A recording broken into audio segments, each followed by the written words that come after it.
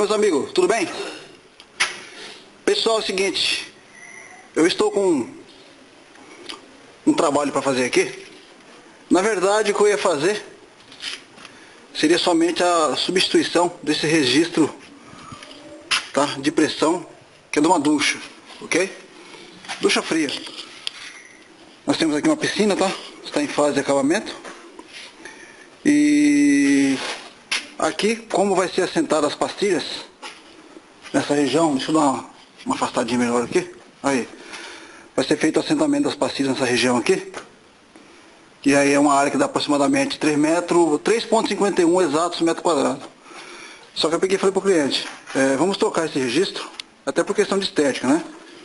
Vou colocar um registro melhor, um acabamento melhor, para ficar aí bonitinho. Bom, e é o que eu estou fazendo. Só que, quando eu iniciei a remoção, tá, dessa placa cerâmica, que eu notei que logo abaixo dela, eu estava com o quê? Com uma umidade, tá? Bastante úmida. Inclusive o tijolo estava desfazendo bastante. Eu até achei estranho porque geralmente isso não é comum, tá? Tanto é que pro lado de lá é um banheiro e nós temos o revestimento escuro, porém nós não conseguimos visualizar, tá, qualquer mancha de infiltração, qualquer coisa do tipo. Bom, só que quando eu comecei a retirar, tá, mais para baixo aqui, eu percebi que justamente entre a conexão, tá, desse adaptador aqui com a base do registro, eu tenho aqui uma, aí, tá vendo? Está molhando, certo? Olha lá, isso fica na linguagem popular, né? Está merejando água, tá aí exatamente aqui nessa rosca. Bom, então aí, de boa, né? Como eu vou fazer a troca mesmo, então eu também nem imaginava que poderia estar ocorrendo isso. Tanto é que eu falei para trocar por questão de estética mesmo.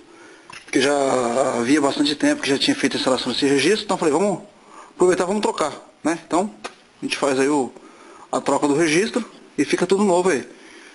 Bom, aproveitando esse momento do vídeo, eu vou deixar claro para vocês aqui o que ocorre muito em instalações hidráulicas. Primeiro, pessoal, a partir do momento que nós adquirimos aí peças, tá, para fazer a instalação hidráulica, e é importante adquirirmos peças de boa qualidade, tá? Marcas conhecidas, produtos de boa qualidade e tudo mais. Claro, também a mão de obra tem que ser especializada nisso. Ou se você mesmo sabe fazer, basta seguir as orientações do fabricante, como lixar as peças, aplicar o adesivo plástico, aguardar o tempo de liberação da água, tudo isso deve ser respeitado. Principalmente quando aplicamos, tá, o teflon, o veda-rosca nas conexões, tá? O que aconteceu aqui provavelmente, tá? O que ocorreu aqui foi o que? Foi passado o veda-rosca e não foi feito o que? O teste. O que seria esse teste? Bom, como eu vou trocar esse registro hoje, eu vou trocar toda essa parte aqui, tá vendo? Trocar toda ela, certo? Só não vou trocar aquela parte ali porque já está boa. E vou liberar a água, tá? Vou liberar metade da pressão da água, que é o que o fabricante fala. Após 1 hora, encher a tubulação de água. Após 12 horas, liberar pressão total. Muitas pessoas por aí fazem um encanamento de que forma? Eles fazem o procedimento, colam as peças, lixam as peças, só que antes de liberar a água, tá? Essa pressão, ou até mesmo, eu já verifiquei isso, antes de encher a tubulação de água, elas fazem o que? Elas já chumbam, tá? Já chumbam o encanamento e boa, e deixa por isso mesmo. Só que com o passar do tempo, você vai notar algum problema, tá, de infiltração, que isso é comum acontecer. Então, para você que pretende fazer, faça toda a instalação hidráulica, ok? Instale os registros, faça de acordo com como deve ser feito, seguindo todos os padrões aí, e libere somente essa água quando você tiver certeza que você não vai ver nenhuma infiltração, aliás, nenhum vazamento. Porque nesse caso aqui, deu certo que como eu vou trocar, eu consegui encontrar esse vazamento. Tá? Aí, tá vendo? Então é importante. Para calçar, pessoal, a tubulação, aqui, eu utilizo prego, tá? Não tem problema algum. Desde quando você não vem agredir o cano aí, não tem problema algum, tá? Trava ele com cuidado, só que é importante você retirar esse cano, esse prego, quando for chumbar. Quando você chumbar, para esse prego não enferrujar e acabar aí danificando, tá, a tubulação. Isso pode acontecer sim, ok? Isso pode acontecer. Bom, então tá aqui. Então nesse caso aqui, tá?